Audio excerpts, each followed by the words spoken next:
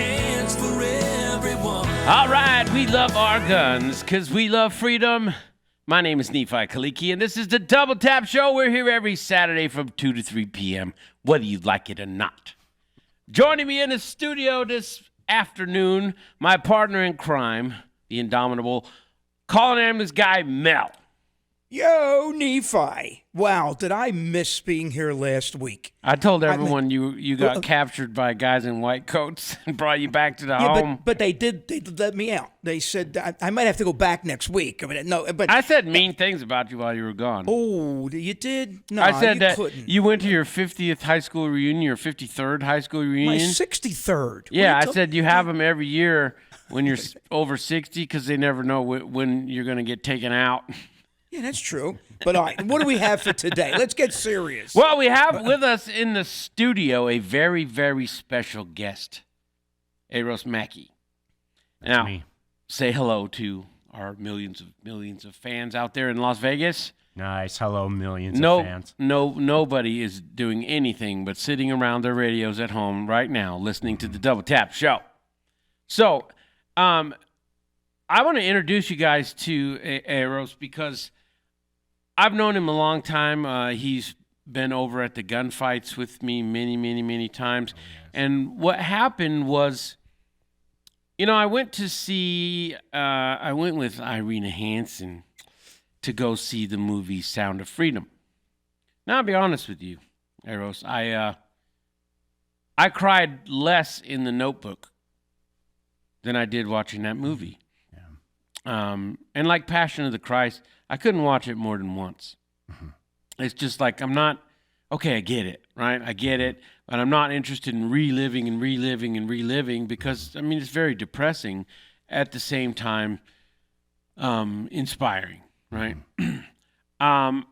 I have spoken to Tim Ballard a few times over the years, obviously when it was early in Operation Underground Railroad. Mm-hmm. I wanted to get them over to the gunfights and mix it up.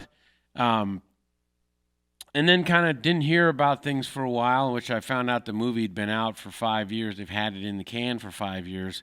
Mm-hmm. But, me working as a bounty hunter in Vegas for 6 years and in private investigations, I've, been involved in finding runaways and all kinds of stuff. I've known what your work has been with adaptive ops for quite a long time, and you've spent a lot of time at my place. I think a lot of people watching that movie are thinking they're mad as hell, right? Yeah. But what do you do? Like, how do you get involved? Where is the target? Where is the head of the snake? Where can I act locally? And I think that's a valid question. I think the movie's done a good job of raising awareness, right? But I also know a little bit about what it is on the ground floor, out on the street. Mm-hmm. And that's why I wanted to have you on the show, because you're one of those guys that works down in the street. I know you work down in the tunnels of Las Vegas, and that's where the metal or where the rubber meets the road kind of thing. So tell our listeners about what you do with adaptive ops, and I want to lead this to where can people get involved and what do we do, but they need to know the story of where the work gets done. Okay, I can appreciate that.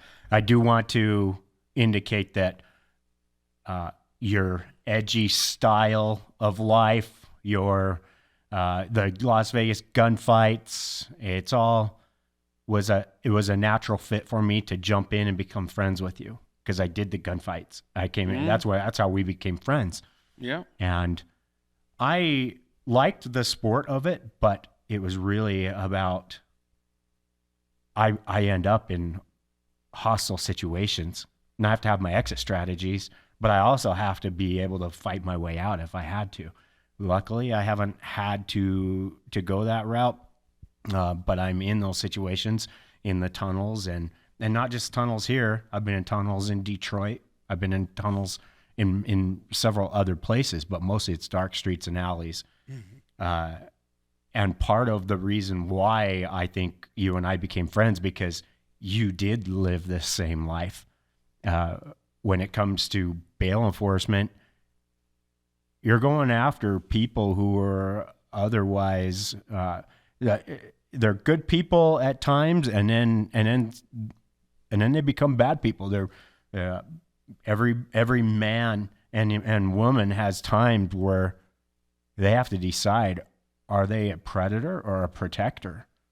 And when they go the predatorial way, they get in trouble, and sometimes they, try to skirt the criminal procedure process, and law enforcement can't really do much about it sometimes. And then people like you and myself would go after them for that. So our friendship, it was organic in that kind of a direction because you understood me, and I appreciated all the times that you gave me access to the red room so I could create my plans as I went, and we were also it was a place of refuge for ourselves, as well as potential refuge for the survivors, the victims that would get out and turn into survivors. With that, tell us a little bit tell the listeners so they understand what it is you specifically doing out there on the street in Vegas. I'm a counter-human trafficking practitioner, a rescue operator. And I organized a company called Adaptive Operations.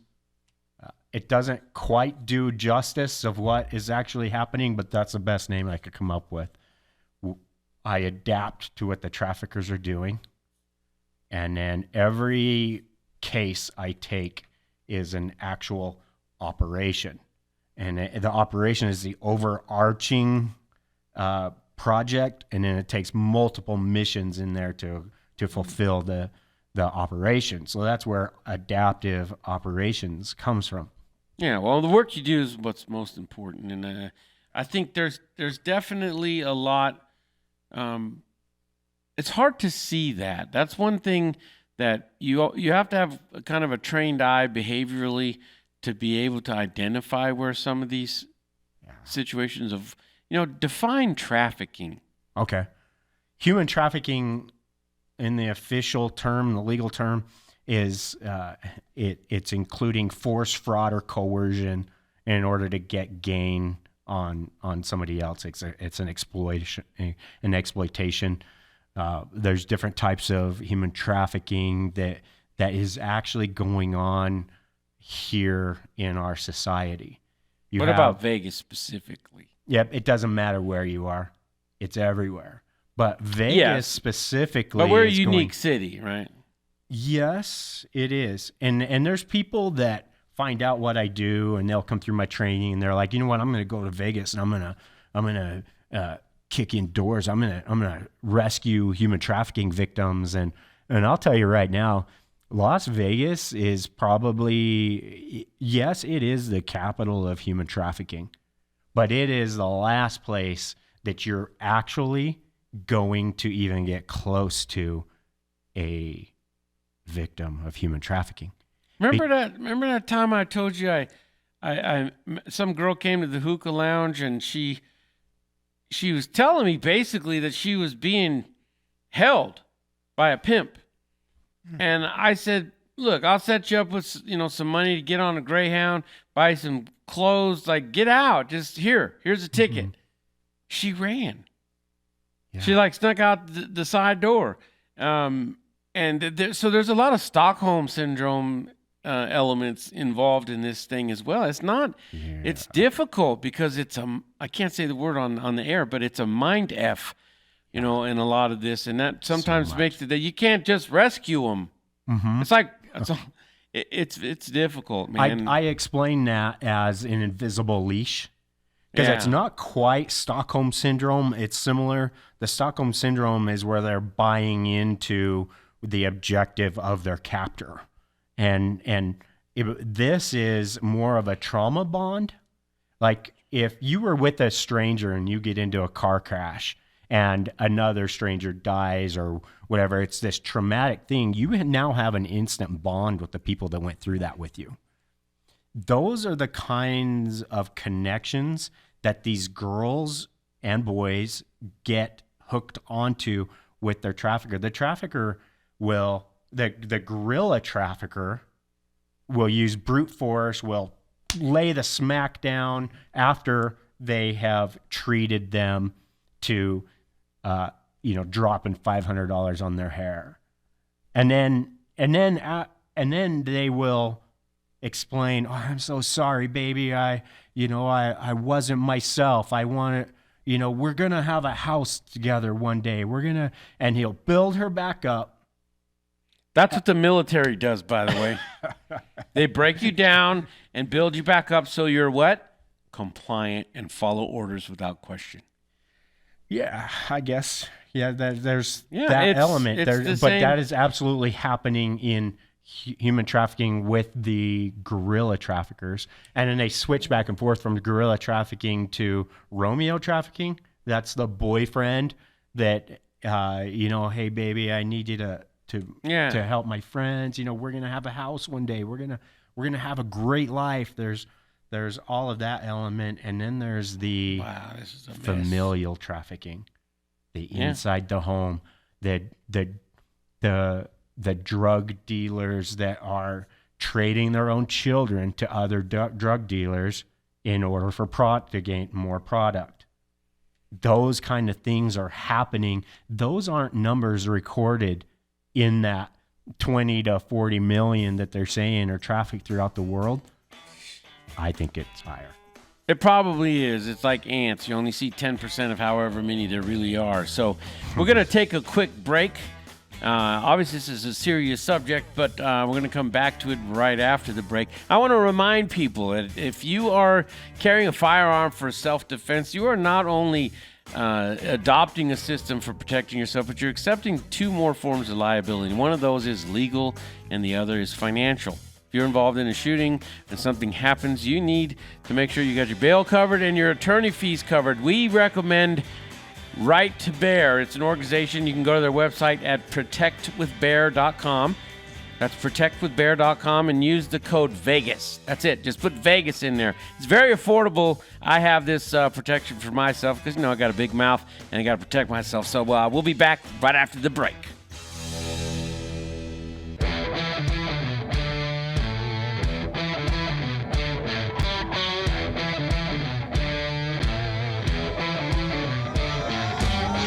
All right, we are back. This is the Double Tap Show. We're here every Saturday from 2 to 3, whether you like it or not, bitches.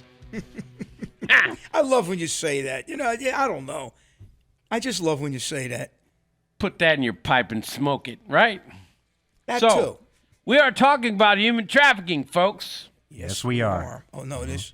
So this is a very serious subject. And like I said, Aros, I went to see Sound of Freedom.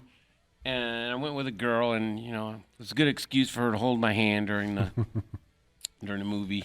Thank you, Irene. Because normally she never would, right? Yeah. Whatever, Mel. Yeah. And it affected me quite a bit, and it made me kind of look back on some of the things I've been involved in over the years, and how can I twist and turn, adapt my skill sets, into that space. But it's everywhere, and I think it's right under everybody's nose, and they just don't see it. Mm-hmm. It's hard for them to identify that. And then there's the overzealous person that sees a guy and a girl arguing, and he says, just get in the car. And then, he's normally opening the door for him. He does it a little bit more angrily, and then all of a sudden SWAT team surrounding him because someone says, I saw a guy kidnap someone. And she was getting in the car, right? So I think people just want to know, what do we do?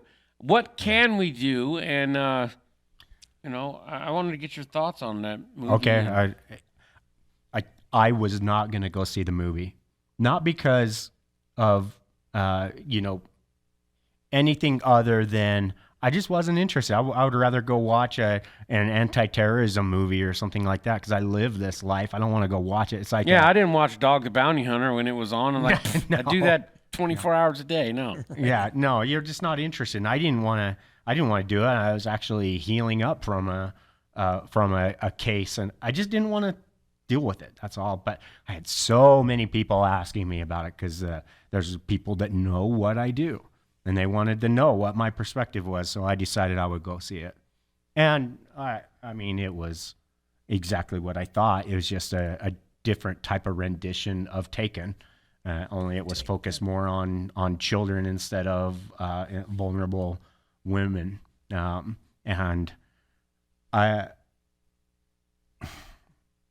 there are people listening right now that are being exploited. They're being trafficked. I know that. There are people listening that are exploiting and trafficking others. Here's what, now I'm a man of faith. Is that going to offend your audience? I hope it does offend them. Okay. Because if you're not a man of faith, then you're stupid. Okay, well, I wouldn't have cared anyway, too. But I am a man of faith.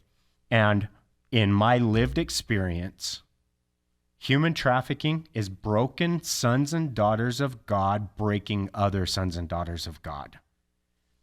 And the way they do it, what they must do in order to exploit their victims, and victims are when they're currently being trafficked. When they get out, then they're referred to as survivors. In order to maintain control of their victims, they have to completely destroy that person's self-worth, their value.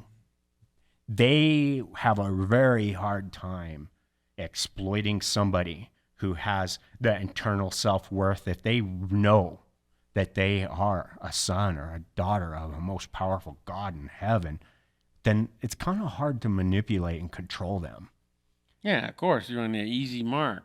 So to answer your question, what do you do out there? Because I spent years and years of light surveillance working my way to get closer and closer to trafficking, where I still had my exit strategies. It took a long time for me to get to the point where I could actually intervene on behalf of a family, because I actually take the place of what the dads are doing. And coming back to Sound of Freedom, there's some real truth behind what's happening in there. The operators aren't doing it like that, but the moms and dads are. I know of moms and dads that have lost their lives or have actually gone in and done rescues like the movie's talking about. That's what the movie should actually be highlighting, is those hero parents. And now, so coming back to what do you do? Well, look out for your neighbors. Look out for your family and your friends. If you have a family member that recently lost his job, that recently went through a divorce, he has a different kind of pressure behind him. He has this dark pressure coming at him because his value, his self-worth is plummeting. Are you a predator or are you a protector? And at that point, being a predator is very appealing. And that person needs someone that needs the brotherhood or even the sisterhood of, hey, how are you doing? Are you okay? Like, I mean, look out for your friends and families, your neighbors. If you know they're going through a hard time, be that person that is your own specialist at learning how to build people's value in your own way. If you can do that, you'll help pull these guys to the side of being a protector, because inherently we want to be protectors. That's how we've survived as a society. Is us men, we're protectors. But sometimes we slip, and sometimes that value drops so fast. And then it's the same with the victims of human trafficking. Teach your children, watch out for your family, your friends, any vulnerable girls and vulnerable boys. Build their value. Help them understand their true value. Help them understand how to protect their self-worth. Because if they can do that, and if they're aware that traffickers, and you traffickers are listening, I make no apology for telling people this, but they are laying traps hidden in promiscuity. If they can get a girl or a boy that's vulnerable to step in their trap, then they're going to make them think that they did that themselves.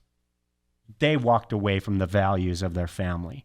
They were the ones that experimented and got themselves in trouble. They. And then the traps will just keep going farther and farther. And it always comes down to that self-worth. And that's the hardest part. You mentioned the girl that came to you for help and then ran away when you started providing help. If they have no self-worth, you can give them the world and they will feel like they don't deserve it and they will run from you. So it's the self-worth. That's the secret. What your listeners can start doing to help stop this.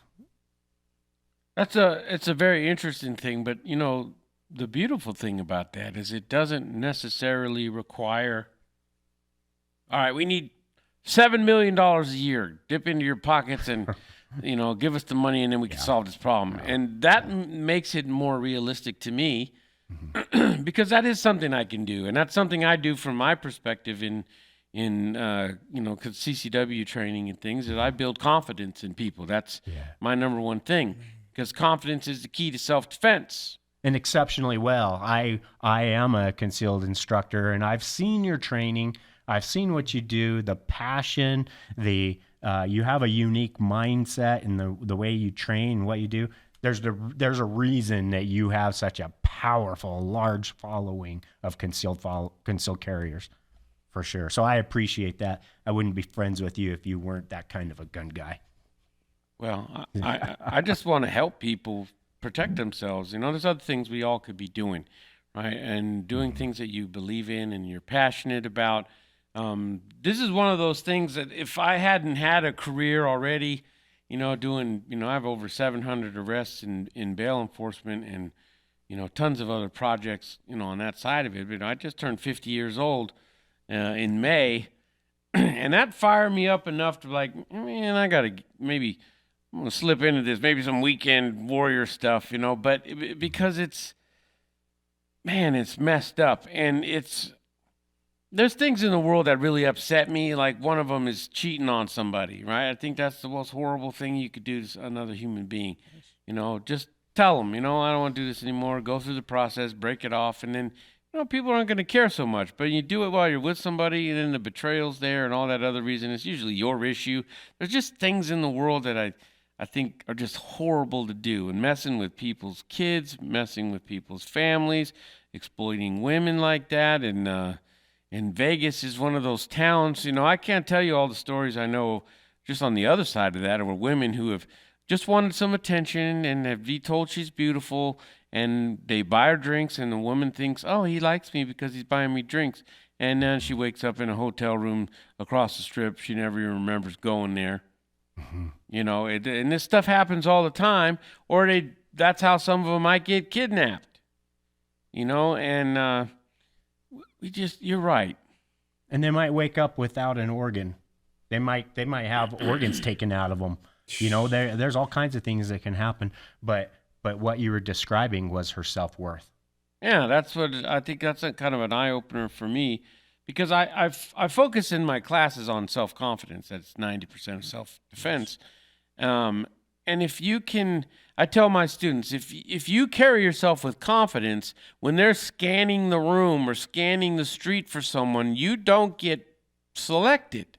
Exactly right. Because self-confidence and self-worth usually go hand in hand. And if a person has self-worth, then they carry themselves with self-confidence. And you know what? I realized just now, Aros, I'm already doing it.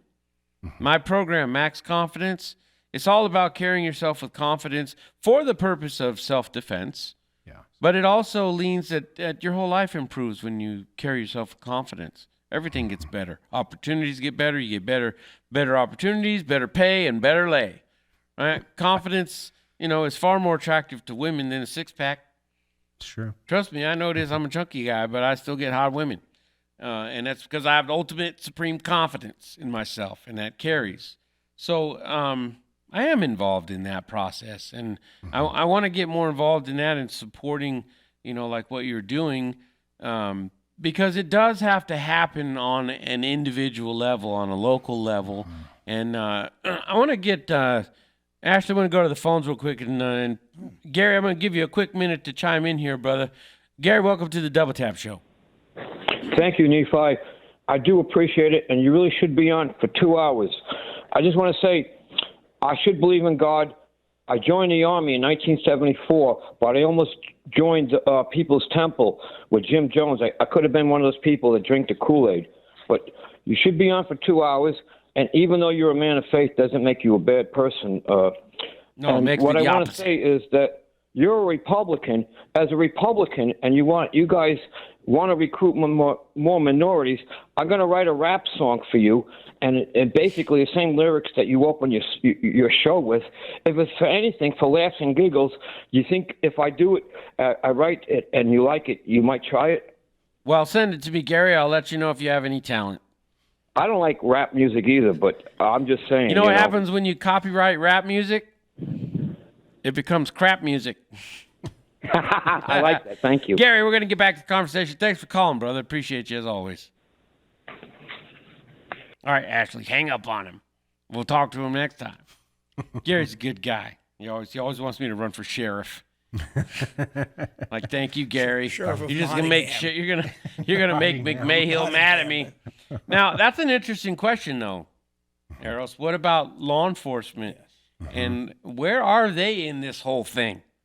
Oh, I'm so glad you asked. I taught criminal justice for a couple of years. I understand the criminal procedure process, and as a professor diving into this, I was helping my students prepare for the Nevada Post. Okay, and you have to understand, law enforcement have a job to do. Their job is laid out by their bosses, just like anybody else has bosses when they work for somebody. And those bosses lead up to city councilmen and mayors, and the police officers are going to focus on cases that the prosecutors want. The prosecutor seems kind of backwards. Yeah, kind of. But you know what? The people are electing city council members and mayors, and they're the bosses, and sometimes DAs are elected depending on where you're at in the world or in the U.S. But most of the time, the city council members and the mayors are putting the influence. It's like what they want. We want how they prioritize policing. That's exactly right. It's political, so it is. Yeah, and so to answer your question, police officers have to operate in the bounds of the U.S. Constitution. We don't want them to do it any other way.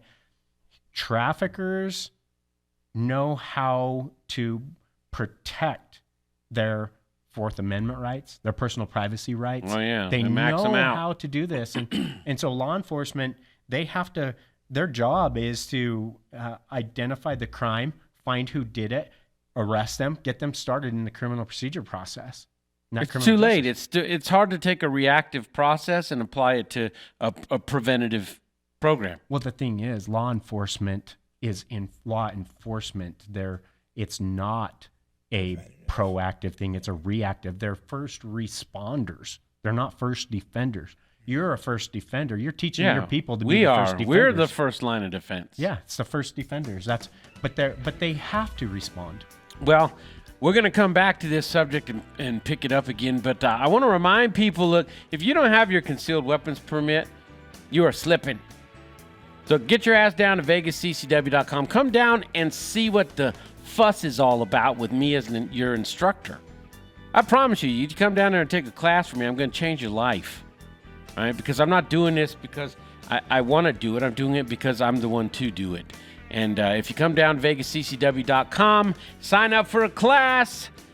We do them Tuesday, Thursday, Saturdays, and Sundays. So VegasCCW.com is where you go. And we will be back to put the final nail in the coffin in just a minute.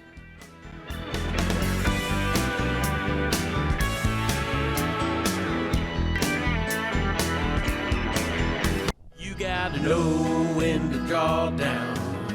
When to call the law down. Know when to move and when. Know when to shoot. You better move for cover. In the middle of a gunfight, there's no time to be a hero till the shooting's done. All right, we are back. This is the Double Tap Show. We're having an exciting show. We're talking about the movie Sound of Freedom, and then we've got Aros here, who is also running for office in St. George. I am. Holy crap. What office? No, what do you? He's running for city council, right? Yes. Okay. Reluctantly. I'm actually kind of ticked off because our values are being attacked there, and I have to come out of the field. Not in Utah. It is. Let's see here. Yeah. Why not? Yeah. But good for But you you. know what? And I am a past political scientist. I tell people that I was a recovering political scientist. Now here I am.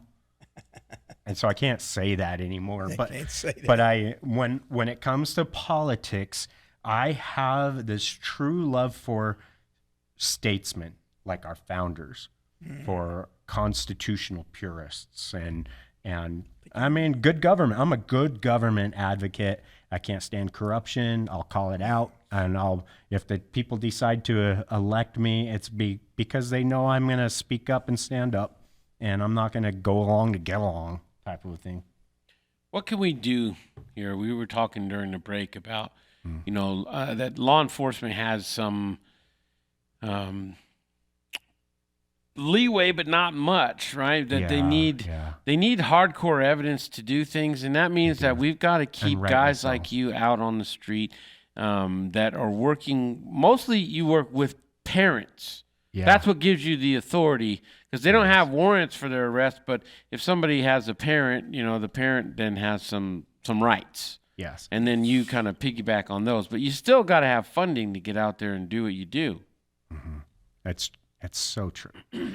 I work my tail off to gain a little bit of money to be able to go and help families, because I don't have families in distress pay me. I can't do it. They won't do it ever. Okay, they won't have to, because I'll never ask for it. I got what you mean. So I have employees who are law enforcement or military, and what ends up happening is this: after I help a family become the hero, I could absolutely go in. I find girls under bridges and behind garbage cans and stuff. Sometimes teenagers, minors. And I could run up and grab them, snap a selfie, look, I'm the hero. No, I watch over them and protect them while I make that call, and have that dad come. Yeah. And then have that dad or the mom be the first face that their loved one sees. So the family can be the hero. And then I when I drive home, there is no feeling. There is nothing that you can buy. There is nothing for that feeling. My heart swells and it feels like it's just going to burst out of my chest when I'm driving home after a case like that, knowing that family. But it's not done there. Now they have a long road, and I make sure they're aligned with really, really good aftercare specialists. And it's amazing the success rate when you have a family that's doing this. I help the girls that don't have family too, but yeah, so I do need help. People hear about what I do, even some family members of the family, and they're like, that was so amazing. What happened there? I'm going to go donate to so-and-so. And I'm like, that's not me. What do you do with a girl that does not have a family? It's just the girl, because you can't go with the father. What is your modus operandi then? Well, I will. There's some things I can't say on the air because of my strategies and techniques. Yeah. I do try to help them, but it's very limited at what I can do. It's going to be on them. I have to empower them and convince them that I can help you. I have some of the best executive protection the world can provide, and my team is amazing. I have the resources, but if I can't build up her value, her self-worth, that Well, she yeah. is a daughter of the Very most difficult. powerful God, if I can't reach her that way, there's probably not You'll much. have that same girl like I did. That's right. I offered her Oh, every it- opportunity to get back to her family, wherever it was, and she Walked ran out. out the side door and went back to her pimp. Yeah, it's scary. That's just that invisible leash is so powerful. So how do people tell people how they can donate and help your organization? All right, so we're Adaptive Ops. It's adaptiveops.org. And you'll click on the counter human trafficking link in there, and it has more details about how we do what we do, and the link for donating is there. Please donate. We need help. Don't be a cheap bastard with this stuff. I'm gonna do the same thing. Put my money where my mouth is. You guys need to get out there. This is our community, and Aros and Adaptive Ops. They work here locally, so I don't get just the sexiness about the movie. Sound of Freedom, and just like, oh yay, like and share, thoughts and prayers. Don't be that idiot. Right? Thoughts and prayers don't do crap. Right? Reach in your pocket, get some money out. Otherwise, you're going to have to get your ass out on the street and start pulling people out of bad situations. So if you ain't going to do that, then fork over some money and help these guys do it. I've known these guys for quite a long time now, maybe 5 years, at least 5 years right now. about 5 years. And they're solid, man. And I've seen him go without sleep. I've seen him sacrifice a lot of his time. He has a family, too, and a relationship back home. And he gives up a lot of that so that others may... I keep thinking of the PJs, that others may live. It's important work, and it's not something. Unfortunately, I think most of it's going to lie in our community. We're going to have to be the ones to root this crap out. And so, adaptiveops.org. Look them up online. I promise you, you know me on this show. I don't recommend anybody that I don't have full faith and confidence in. That's why we don't have a million sponsors. We have a good handful. Right, because quality over all of that. So remember, as we kind of review this, that the best that we can do right now, A, dip in your pocket and help out, unless you're going to get out there and do it yourself. And B, right, that means that building each other up, even if it's just that moment of seeing someone on the street, instead of walking by and going, "Ooh, look at that guy," right? Maybe say, "Hi, how you doing today?" Just wanted to share a little sunshine. I got this from this little black woman in Baltimore. I went through the airport, and I said, "How you doing?" She says, "I'm too blessed to be stressed, baby." And I was like, "Man, I'm stealing that." She said, "You don't have to steal it. You can have it." Yeah, And so be a little ray of sunshine like Nephi. Yeah, be a ray of sunshine. Wow. Your money will absolutely Help. be sacred to my organization. Well, I appreciate that. So remember, adaptiveops.org. We're going to set something up with you guys with Vegas CCW because we got a lot of students, about 23,000 students. So It's amazing. head your ass down vegasccw.com. Go to adaptiveops.org. We're getting involved in this. Also, don't forget safegunlock.com. Right, it's another one of our sponsors. These are all guys that are protectors. They're out there to help you guys and secure your weapons. SafeGunlock.com is a great place to get a lock that you can't get that thing off of there. And that way, unauthorized people are not getting a hold of your firearms. Because you know what? They're going to take you down. If somebody steals your gun and commits a crime with it, your ass is grass. So get down to safegunlock.com and get you one of them locks. Get down to adaptiveops.org and go to vegasccw.com. Other than that, we'll see you next week. See you guys.